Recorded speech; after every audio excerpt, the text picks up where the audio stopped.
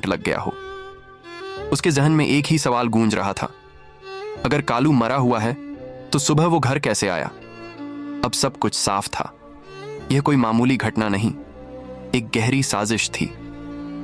राई स्टार ने बिना देर किए सबसे पहले वो जगह ढूंढी जहां ज्ञान भाई को आखिरी बार देखा गया था। वहां पहुंचते ही उसे जमीन पर कुछ खून के धब्बे दिखे और पास में पड़ा था ज्ञान भाई का रुमाल। राई स्टार खून के धब्बे और ज्ञान भाई का रुमाल देखकर समझ गया कि कुछ बहुत बड़ा हो चुका है। उसका दिमाग तेजी से चलने लगा। अगर कालू मर चुका था तो सुबह हमारे घर आया कौन? तभी पीछे से आवाज आई, राई बेटा।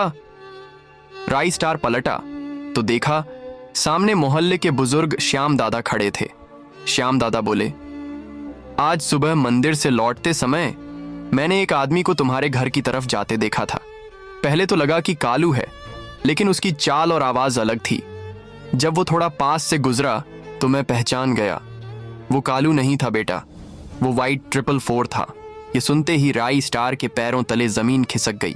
वाइट 444 उसका पुराना दुश्मन, जिसे गांव से भगा दिया गया था, लेकिन अब वो लौट आया था और सीधा वार उसके परिवार पर कर रहा था। राई स्टार ने श्याम दादा से कहा, दादा आप जो बता रहे हो वो मेरे लिए बहुत बड़ी बात है। अब मुझे अकेले ही सब संभालना होगा। राई स्टार तुरंत अपने पुराने ठिकाने से एक लोहे की छड़, धुएं का बम और नक्शा उठाता है जहां वाइट 444 छिपता था।